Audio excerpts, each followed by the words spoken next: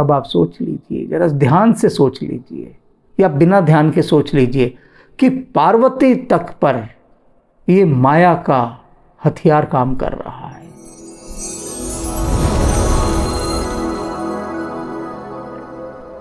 आप सभी के हृदय में विराजमान परमात्मा को मेरी राम राम।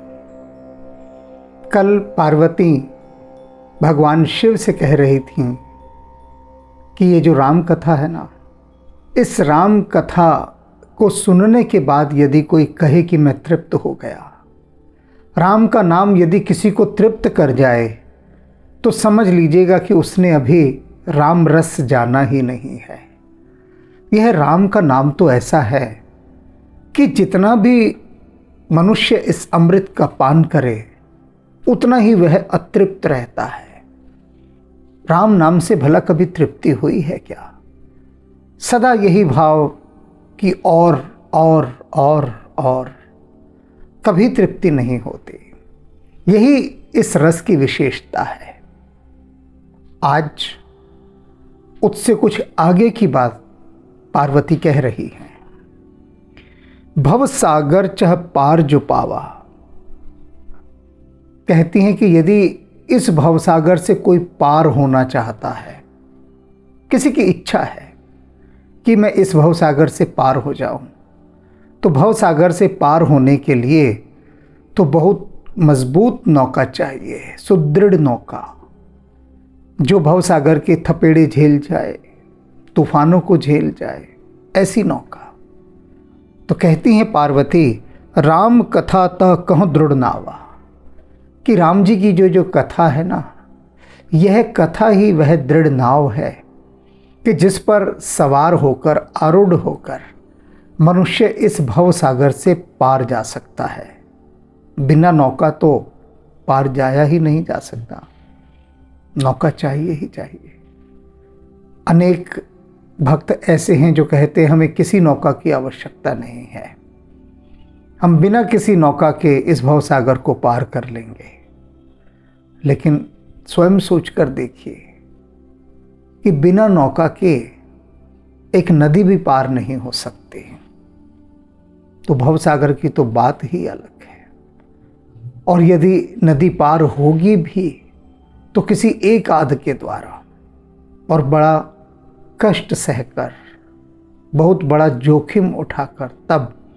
लेकिन यदि आप नाव में सवार हैं, तब किसी प्रकार का कोई संकट नहीं, कोई जोखिम नहीं, आराम से सुखद रूप से आप भवसागर को या किसी भी जल राशि को पार कर सकते हैं, यदि आपके पास सुदृढ़ नौका हो। तो पार्वती बता रही हैं कि मनुष्यों सुन लो, यदि तुम चाहते हो कि इस भवसागर से पार हो जाएं, तो इस राम कथा रूपी सुदृढ़ नौका पर सवार हो जाओ। विषय ने कह पुनि हरि गुण ग्रामा, श्रवण सुखद अरु मन अभिरामा। कह रही हैं कि जो विषयी लोग होते हैं, विषयी लोग कौन? जिनकी सारी भावना भोग में होती है, अर्थात जिनको खाना पीना सोना बस यही सब भाता है, अर्थात जिनके लिए पैसा ही सर्वोपरि है। पैसे के लिए वे कुछ भी कर सकते हैं, किसी भी हद तक जा सकते हैं, विषय वासनाओं में डूबे हुए लोग। तो कह रही हैं पार्वती, विषय ने कह पुण्य हरि गुण ग्रामा, कि ये जो विषयी लोग हैं, इनके कानों के लिए भी श्रवण सुखद, यदि विषयी लोग भी राम कथा को सुन लें तो उनके कानों को सुख पहुंचता है। विषयी लोगों के भी कहा पुण्य हरि गुण ग्रामा, राम के इन गुण समूहों को यदि वे अपने कानों से सुन लें विषयी लोग, तो उनके कान भी सुखी होते हैं और मन अभिरामा, और उनका मन आनंद से भर जाता है।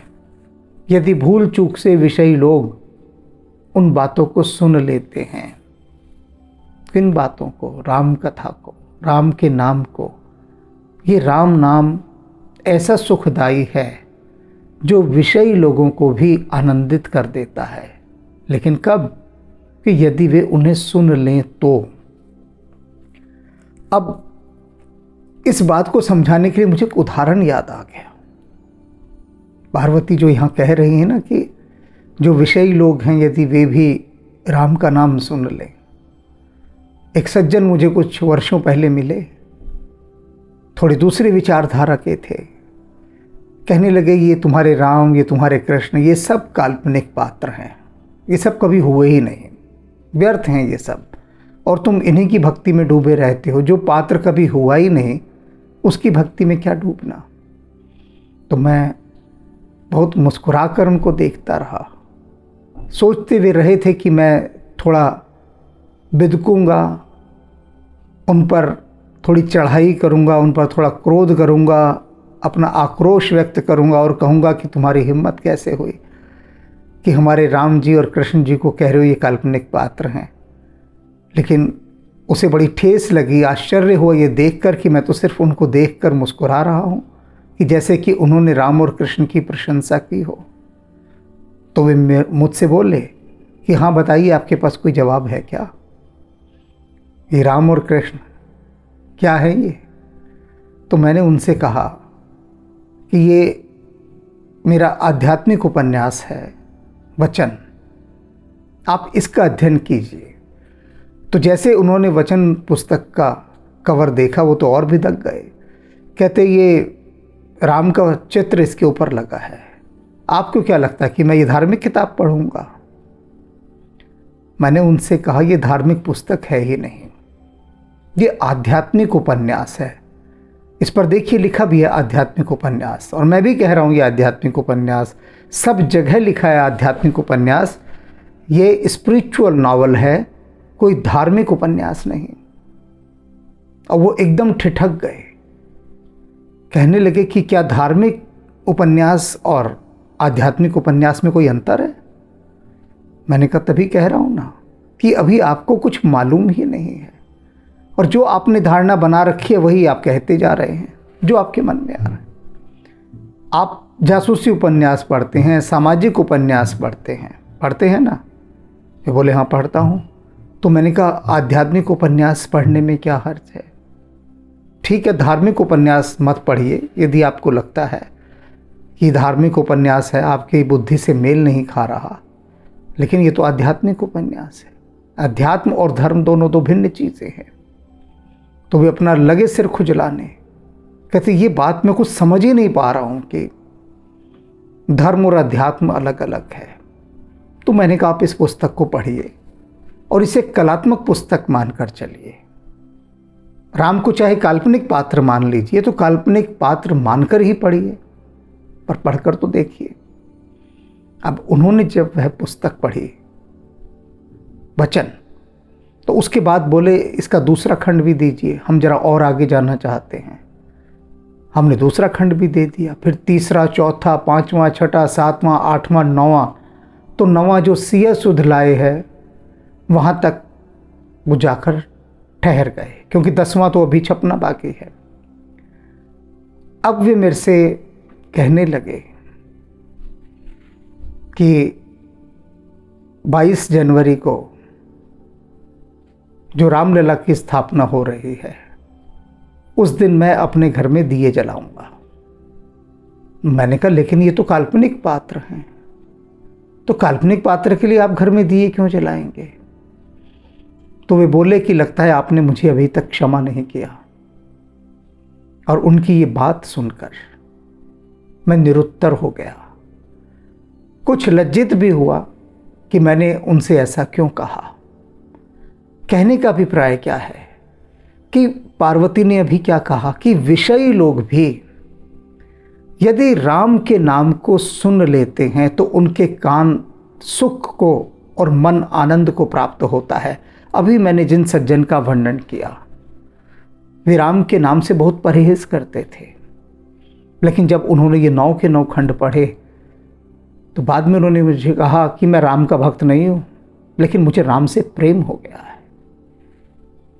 राम की जो गुणों को मैंने पढ़ा इन आध्यात्मिक उपन्यासों में आपके, तो मुझे ये जो राम नाम का एक पात्र है इससे बहुत प्रेम हो गया। अब चाहे कुछ भी कहें कि मैं भक्त नहीं हूँ, मैं उनका प्रेमी हूँ, बात वही है। बात वही है कि राम की दिव्यता ने, राम के गुणों ने उनके कानों को सुख और मन को आनंद प्रदान किया। कहीं वो भीतर बहुत गहरी शांति और सुख का अनुभव कर रहे हैं।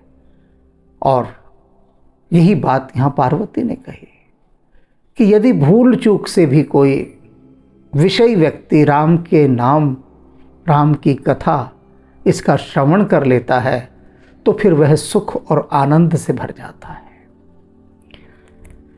श्रवणवंत असको जग माही, जाहि न रघुपति चरित सुहाई।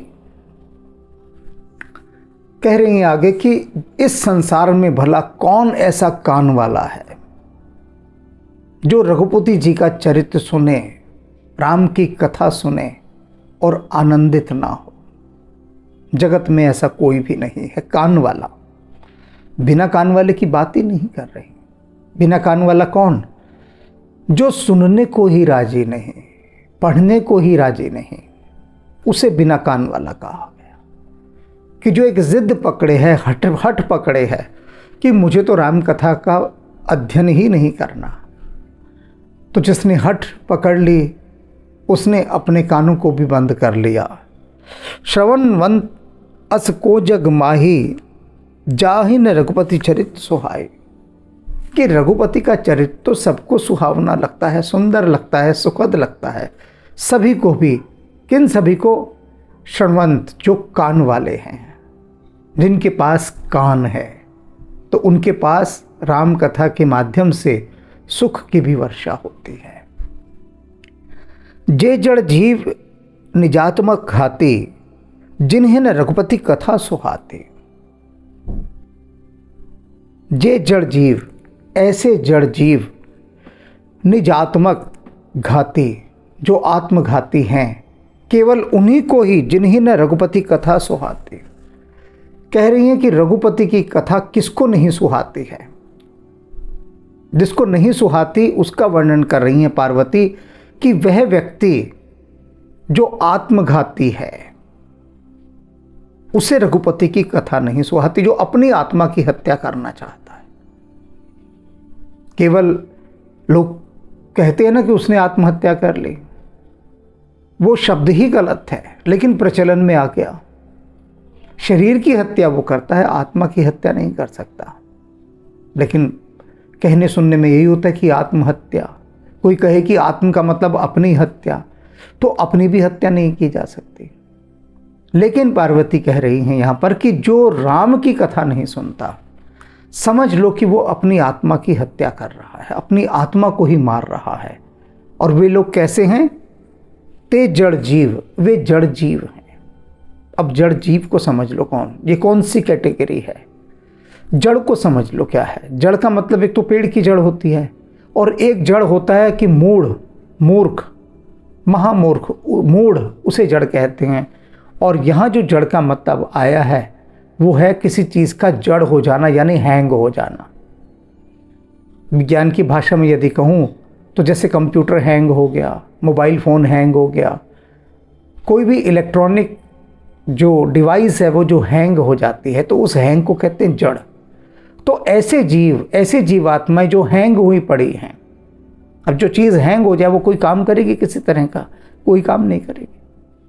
तो कैसे ऐसे जीव, जड़ जीव जिन्होंने अपने आप को हैंग कर लिया है, वे जड़ जीव आत्मघाती हैं। क्योंकि अपनी आत्मा की हत्या वो कैसे कर रहे हैं? राम का नाम ना लेकर, राम की कथा ना सुनकर। राम अर्थात परमात्मा, कि जो भी परमात्मा में नहीं डूब रहे, परमात्मा के नाम में नहीं डूब रहे, अध्यात्म में नहीं डूब रहे, वे अपनी आत्मा का ही हनन कर रहे हैं, उसकी हत्या कर रहे हैं, उसकी आत्मघाती हैं वे। क्यों आत्मघाती हैं? क्योंकि आत्मा बीज रूप में है, आत्मा एक बीज है। तो आत्मा का ये बीज राम की भूमि में ही बोया जाता है, यानी परमात्मा की भूमि। ये जो राम है ना, इन्हें भूमि समझ लीजिए और आत्मा इसे बीज समझ लीजिए।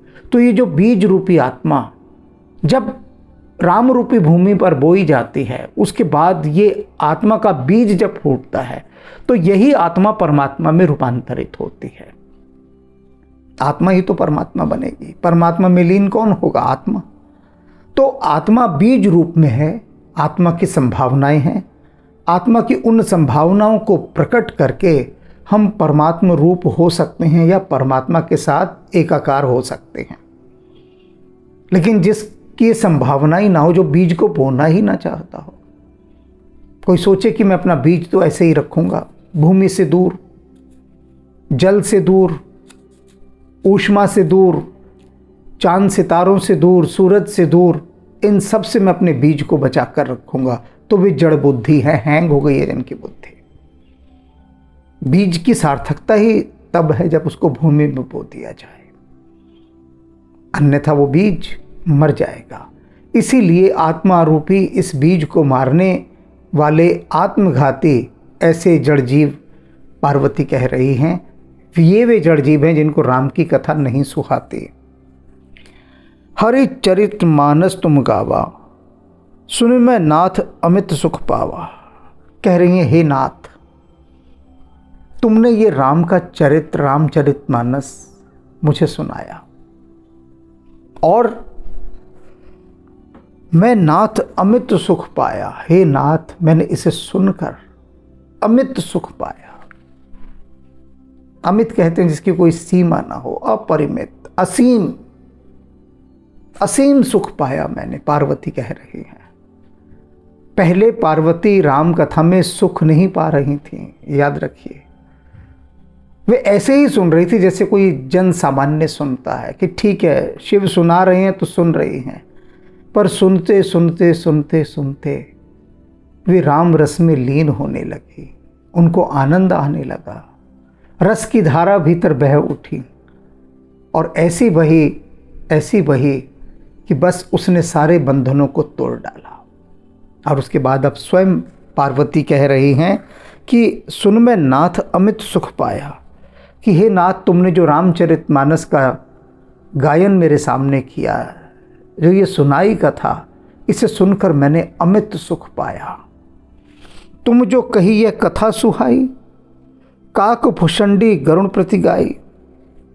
कहती हैं पार्वती कि हे नाथ, एक बात बताइए, तुमने अभी कहा तुम जो कही यह कथा सुहाई, तुमने जो सुहावनी कथा, सुखद कथा, राम कथा मुझे सुनाई, इसके लिए तुमने कहा था काक भुषंडी गरुड़ प्रति गाई, कि काक भुषंडी ने यह कथा गरुड़ जी को सुनाई। काक भुषंडी कोए हैं, खगराज गरुड़ जी भगवान विष्णु के वाहन। तो मैं ठीक ही कह रही हूं ना, मैंने यही ठीक सुना है ना कि आपने कहा था कि काक भुषंडी ने यह कथा गरुड़ जी को सुनाई। भगवान शिव कहते हैं हाँ बिल्कुल ठीक, ऐसा ही है, यही मैंने कहा और यही सत्य है। काक भुषंडी जी ने ये कथा, यह राम कथा गरुड़ जी को सुनाई। पार्वती कहती हैं तो फिर एक बात बताइए, अगर ऐसा है तो बिरति ज्ञान विज्ञान दृढ़ राम चरण अति नेह, कि जो काक भुषंडी है, आपने जितने समय ये कथा सुनाई, मैं इस बात को बड़े ध्यान में ले रही थी, नोटिस कर रही थी। क्या? कि वैराग्य ज्ञान विज्ञान, इसमें काक भुषंडी जी बड़े दृढ़ हैं, इन तीनों चीज़ों में। किसमें? वैराग्य में, जो कि साधारण बात नहीं होती, ज्ञान में और विज्ञान में, इन तीनों में इनकी बड़ी अच्छी गति है, मैंने ये देखा। राम चरण अति नेह, और प्रभु श्री राम के चरणों में बड़ी प्रीति है इनकी। मतलब मुझे बड़ा आश्चर्य हुआ ये सब देखकर, ऐसा सब देखकर कि काक भुषंडी जी की इतनी योग्यता, इतनी प्रतिभा। 22 तन, ये तो कोए हैं, इनको जो शरीर मिला है काक भुषंडी जी को, ये तो कोए का शरीर मिला है। और कोए का शरीर पाकर भी ज्ञान विज्ञान वैराग्य, इनमें इतनी इनकी गति होना, और इनके साथ साथ प्रभु श्री राम के चरणों में प्रीति होना, रघुपति भक्ति, और इन सब के बाद सबसे ऊपर वाली बात कि प्रभु श्री राम ने इनको भक्ति भी अपनी प्रदान कर दी। अर्थात प्रभु श्री राम भी इन पर इतने कृपालु हैं कि अपनी भक्ति दे डाली। राम की भक्ति तो मिलना बड़ी दुर्लभ घटना है कि राम के चरणों में प्रीति, उनकी भक्ति मिल जाए। इसी के लिए तो जन्म जन्मांतर तक जीवात्मा न जाने क्या क्या करती रहती है, योग तप जाप, न जाने क्या क्या, और तब भी राम की भक्ति नहीं मिलती। लेकिन पार्वती कह रही हैं कि इन सब के बाद भी, इस कोवे का तन पाने के बाद भी राम की भक्ति भी इनको प्राप्त हो गई। मोहि परम संदेह, मुझे इस बात पर परम संदेह हो रहा है। कैसा संदेह? परम संदेह, यानी एकदम पक्का शक कि ऐसा हो ही नहीं सकता कि एक कोवा, और उस कोए को भक्ति भी है, ज्ञान भी है, वैराग्य भी है, प्रभु श्री राम के चरणों में प्रीति भी है, और इन सब के बाद राम की भी कृपा उसे प्राप्त है। तो कह रही ये बात गले नहीं उतरती, मुझे संदेह है इस बात पर। बाहर से, आउटर से जो बाहरी रूपरेखा देखकर मूल्यांकन करेगा वह हमेशा धोखा खाएगा। जैसे इस समय पार्वती धोखा खा गई हैं, भ्रमित हो गई हैं, मोहग्रस्त हो गई हैं। एक प्रसंग मुझे याद आता है, अंग्रेजों के ज़माने का है, कि एक उच्च श्रेणी के अंदर एक भारतीय यात्रा कर रहा था। साधारण सा धोती पहनी हुई, कुर्ता पहना हुआ, कंधे पर एक झोला डाला हुआ। टिकट कलेक्टर आया, उसने टिकट मांगा तो उसने टिकट दिखा दिया अपनी गवारू भाषा में बोलकर, ये रहा टिकट। उस गवार जैसे दिखने वाले उस भारतीय के सामने दो अंग्रेज भी बैठे थे। अंग्रेज़ों का ज़माना था, तो वे दोनों अंग्रेज़ी में बात करते हुए भारतीय उस यात्री का मजाक उड़ा रहे, और मजाक भी गालियां दे देकर उड़ा रहे। आपस में कमेंट्स करते, गालियां देते भारतीय को, और फिर हंसते और भारतीय की ओर देखते। वो भारतीय भी बड़ा मुस्कुराता हंसता उनकी बात सुनकर। तो वो अंग्रेज़ तो ये समझ रहे थे कि इसे तो अंग्रेज़ी आती नहीं, तो गवार है गांव का, शक्ल से भी ऐसा ही दिखाई दे रहा है, काला सा, और कुर्ते भी ऐसे गरीबों जैसे हैं, इसके गरीब आदमी है। तो पता नहीं कैसे इस उच्च श्रेणी में आ गया, और इसे हमारी इन अभिजात्य वर्ग की अंग्रेज़ी भाषा कहाँ आती होगी। तो वो खूब जितना भारतीयों को कोस सकते थे, जितनी गालियाँ भारतीयों को दे सकते थे, वे दोनों अंग्रेज़ यात्री दे रहे थे। तो जब उस भारतीय का स्टेशन आया जहाँ से उतरना था, तो उतरने से पहले उसने अंग्रेज़ी में उन दोनों अंग्रेज़ों से कहा कि मैं आपका बहुत आभारी हूँ कि आपने हम भारतीयों की इन सुंदर शब्दों में प्रशंसा की, और आशा है कि आपके जो देशवासी हैं वे सभी आप ही के समान इस प्रकार से दूसरे देश के लोगों की प्रशंसा करने वाले होंगे।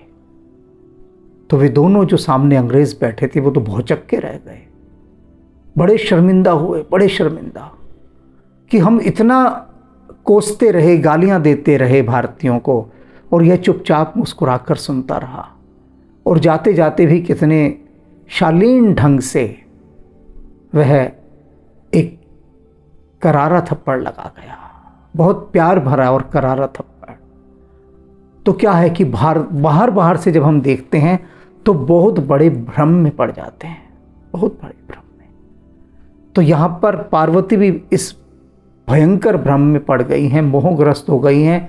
वो कह रही है कि कौवा, अरे कौवे का भक्ति से क्या लेना देना, ज्ञान से, वैराग्य से, विज्ञान से। कौवा तो निकृष्ट जीव है, और ये निकृष्ट जीव के पास उत्तम कोटि का ज्ञान हो जाए, संभव नहीं। तो ये संदेहग्रस्त हो गई हैं पार्वती। संदेह जानते हैं माया का अंग है, बड़ा सशक्त अंग है माया का, हथियार कह लीजिए माया का। माया के दो भयंकर हथियार हैं, सबसे भयंकर। एक है अहंकार और एक है संदेह।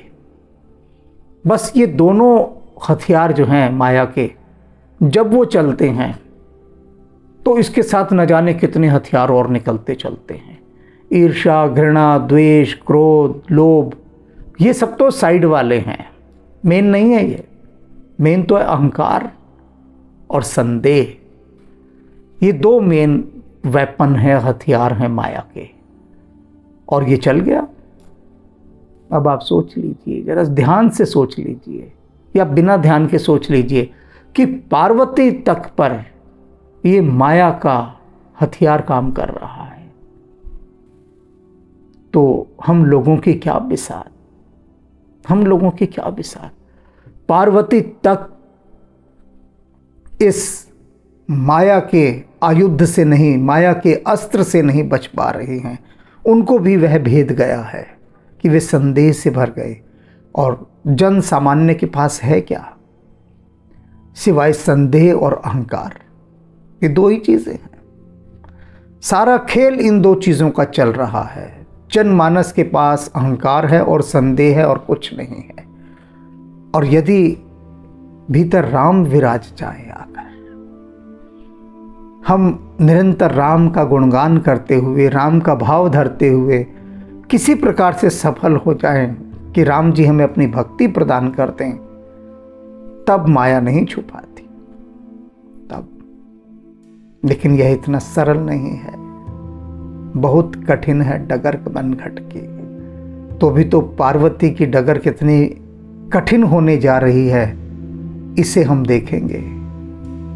बहुत बड़ी समस्या में फंस गई हैं पार्वती, ये कहकर शिव के सामने, शिव के आराध्य के सामने वे कह रही हैं कि जो राम भक्त काकभूषणी हैं, मुझे इन पर संदेह हो रहा है कि भला कौवे को इतना ज्ञान कहां से प्राप्त हो सकता है।